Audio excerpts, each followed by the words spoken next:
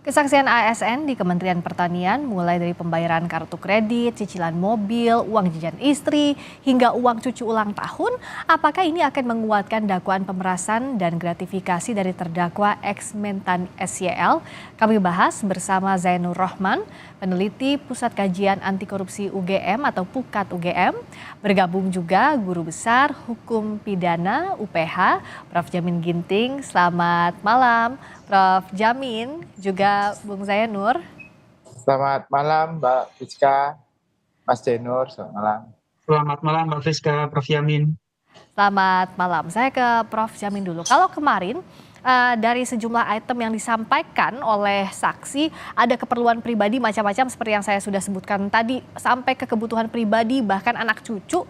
Sementara kan sebenarnya ada anggaran operasional di setiap kementerian, lembaga, setiap pejabat begitu, Prof. Jamin. Kalau ini di luar, kalau menurut saksi, ini di luar anggaran Kementerian Pertanian, apa yang bisa dibaca dan bagaimana juga menelusuri tindak pidananya?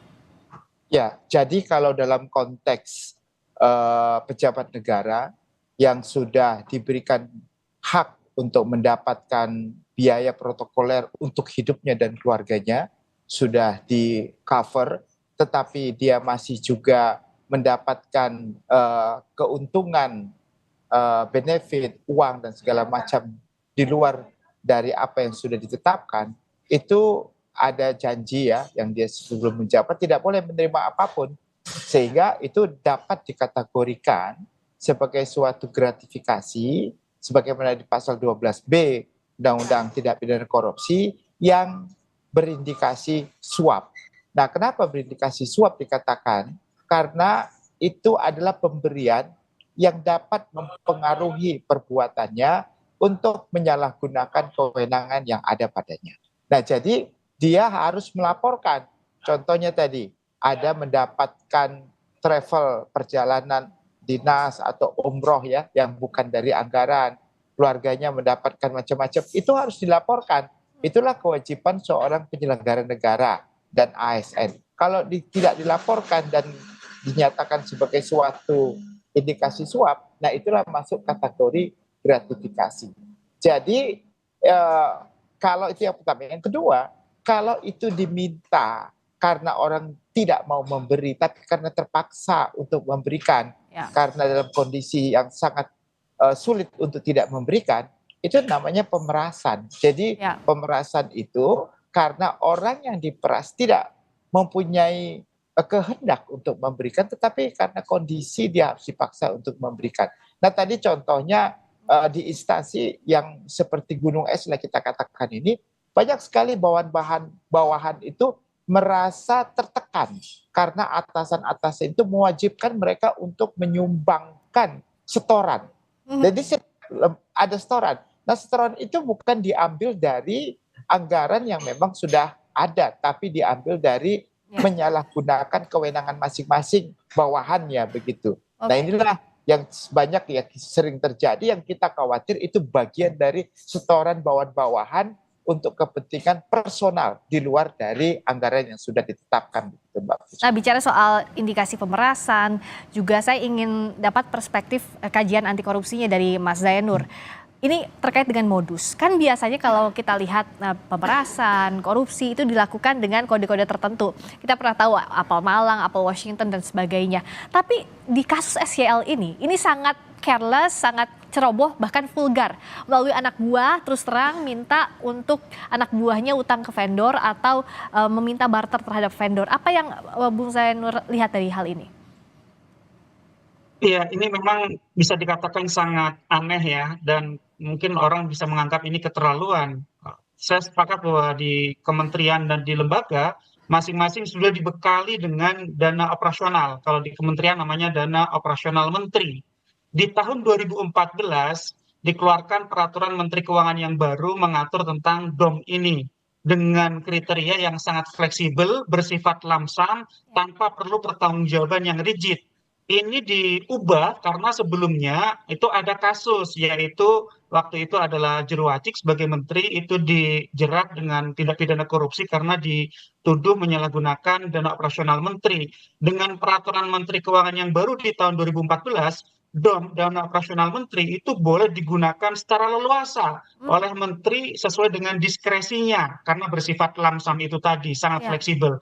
Tetapi kemudian ketika dana operasional menteri sudah diberikan, masih meminta kepada para bawahannya untuk mengumpulkan uang untuk kepentingan-kepentingan pribadi yang menurut saya sangat tidak patut dicampurkan dengan kepentingan kedinasan. Ya. Misalnya adalah skincare untuk anak, hitanan untuk cucu, Hmm, beli emas untuk kondangan, atau untuk mencicil kartu kredit. Ini menunjukkan perilaku korupsi yang sangat banal. Nah, tadi dikatakan bahwa biasanya dalam kasus korupsi ketika transaksi menggunakan idiom-idiom untuk menghindari dari endusan aparat penegak hukum gitu ya. Tetapi dalam kasus ini sepertinya tidak ada, bahasa Jawanya adalah tidak ada kedeng aling-aling, semuanya disampaikan dengan sangat vulgar, ya. dari atas meminta kepada bawahan, bawahan meminta kepada bawahan lagi, dan kemudian bawahan itu meminta kepada vendor untuk disediakan sejumlah dana ditukar dengan paket-paket pekerjaan, mungkin barang atau jasa di Kementerian Pertanian. Tentu ini harus menjadi evaluasi gitu ya. Kenapa? Karena SYL ini adalah birokrat puluhan tahun dan menjabat sebagai kepala daerah juga puluhan tahun. Ya. Jangan-jangan praktik yang seperti ini adalah praktik yang jamak terjadi di kementerian, lembaga maupun daerah, sehingga sudah seharusnya dilakukan review sistem. Yang pertama adalah tentang kompensasi yang wajar terhadap menteri, yang kedua adalah model pengawasan gitu ya. Ya. Kenapa? Karena memang untuk pertama kompensasi kepada menteri, ada beberapa menteri yang pernah mengeluh di hadapan publik bahwa Hmm, gajinya itu sangat kecil rendah, ya. yaitu Hmm, sekitar 20 juta. Memang gaji menteri rendah gitu ya, tetapi domnya ratusan juta dalam satu tahun, itu jumlahnya miliaran di luar hmm. operasional begitu ya. Ya. Jadi memang ini perlu dilakukan review tentang kesejahteraan bagi menteri. Yang kedua tetap pada pengawasan, karena bagi saya sebanyak apapun diberikan, bahkan sudah di cover oleh DOM, nyatanya juga masih meminta kepada vendor, artinya di sini problem pengawasannya tumpul. Juga tidak ada whistleblowing system yang berjalan di internal Kementerian Pertanian sampai terakumulasi sedemikian lama dan banyak baru kemudian meletus menjadi kasus, Mbak Friska. Kalau begitu artinya Mas Zainur bisa juga dicurigai bahwa ini bukan kali pertama praktik ini dilakukan oleh SYL karena dilakukan secara vulgar tadi, dilakukan secara terang-terangan untuk memintanya. Ya tentu itu tugas dari JPU ya Hmm, untuk juga buktikan ya. mendalami apakah sebelum-sebelumnya apakah ada kasus serupa di Kementan, atau bahkan mungkin kejaksaan bisa mendalami sebelum-sebelumnya di mana SYL Hmm, pernah menjabat begitu ya. Tetapi dengan pattern, dengan pola yang sevulgar ini gitu ya, yang dikhawatirkan adalah ini adalah satu praktik yang sudah berlangsung lama menjadi kebiasaan, dan jangan-jangan ini tidak khas di Kementerian Pertanian. ya. Ini bisa saja terjadi di berbagai kementerian yang lain, lembaga yang lain, juga pemerintah daerah. Karena kasus DOM itu bukan kasus korupsi menteri tentang dana operasional, bukan sekarang saja gitu ya. Kalau kita Hmm, ingat Jero Wacik dulu juga ada kasus terkait dengan DOM, juga Surya Dharma Ali juga ada kaitannya dengan dana operasional ya. menteri. Sehingga sebenarnya untuk kasus-kasus terkait dengan menteri menggunakan dana operasional, baik menyalahgunakan dana operasional menteri maupun sekarang adalah meminta kepada para vendor, ini artinya terjadi pengulangan, dan ini terjadi di berbagai tempat. Perlu review sistem. Yang sangat lemah di kita adalah Ya. setelah proses penegakan hukum pidananya selesai, tidak diikuti dengan review sistem untuk memastikan ke depan tidak terulang lagi. Hmm. Itu Mbak Friska. Oke, saya ke Prof. Jamin. Dalam kasus ini, anak buah Syahrul Yassin Limpo bilang ada yang diduga jabatannya diganti kalau tidak menuruti permintaan dari SYL. Nah, untuk menelusuri tindak pidana siapa saja yang terkait, jikalau anak buahnya ini dalam tekanan, apakah bisa juga dijerat dalam pidana atau pertanggungjawaban pidana dikenakan sepenuhnya kepada SYL?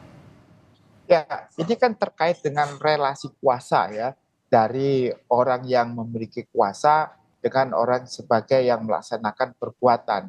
Dalam pidana tentu ada beberapa, ada kaitannya dengan orang yang menyuruh melakukan dengan orang yang menganjurkan melakukan. Kalau statusnya, konteksnya yang menyuruh melakukan, orang anak buah itu sebagai alat perpanjangan tangan daripada orang yang menyuruh. Dia nggak bisa dipidana. Hmm. Tapi kalau dia juga ada niat dan mendapatkan keuntungan yang wajar dan dia mengetahui kalau itu ada perbuatan yang tidak seharusnya dia lakukan, tetapi dia lakukan, berarti niat daripada menteri dengan niat sama anak buahnya itu punya kualitas yang sama. sebagai pelaku tindak pidana. Jadi bisa, anak buah juga bisa, pimpinan juga bisa. Tapi kalau anak buah di dalam tekanan, ya tidak mempunyai secara proporsional atau secara subsidiaritas, dia tidak punya, bisa keluar dari keadaan seperti itu karena relasi kuasa, dia bisa dinyatakan sebagai orang yang tidak bersalah. Yang perlu kita ingat di sini tadi adalah dia mempunyai kekuasaan yang sungguh luar biasa. Itu yang Lord Acton mengatakan dia power tends to corrupt, ya. Dia absolute power. Karena dia sudah merasa absolute power, tidak ada lagi yang perlu dikhawatirkan, sehingga dia cenderung menyalahgunakan kekuasaannya tersebut. Ditambah lagi diskresi. Nah ini kan di negara kita ini orang pimpinan-pimpinan ini kan banyak diskresi kan. Makin leluasa ya. Iya, dikasih diskresi tanpa pengawasan, ada diskresi tanpa pengawasan, ya udah sewenang-wenang aja. Yang bukan item menjadi dasar sebagai biaya operasional menteri, itu dijadikan alasan. Bahkan banyak orang yang memalsukan kwitansi, faktur, gitu ya. Nah, dibilang buat kegiatan ini, tapi sebenarnya bukan fakturnya, bukan itu. Manipulasi juga ada. Atau dibilang biaya perjalanan dinas selama 10 hari, padahal melaksanakan dinas cuma 3 hari. Nah, itu kan banyak suka yang terjadi seperti itu. Nah, inilah makanya perlu pengawasan yang benar-benar dilakukan. Saya nggak akan percaya kalau di kementerian manapun itu orang pengawasannya sangat melekat, ya. Artinya ibarat kata jeruk makan jeruk lah, begitu ya. Ibarat katanya dia nggak mungkin ngawasin seperti, karena dia juga pelaku gitu, sering melakukan. Jadi menurut saya apa yang dia alami YSL ini kelihatannya seperti gunung es. Di semua kementerian kemungkinan ada seperti ini, kemungkinannya ada. Nah, terakhir singkat saja, Bung Zainur, pengawasan realnya seperti apa sih kalau tadi berdasarkan perintah atasan dan takut juga dipecat ujung-ujungnya, pengawasan ini tidak akan bisa dilakukan secara maksimal. Tadi Prof. Jamin juga bilang ya, jeruk makan jeruk nggak mungkin bisa diawasi dengan efektif. Nah, apa yang bisa dilakukan sebenarnya?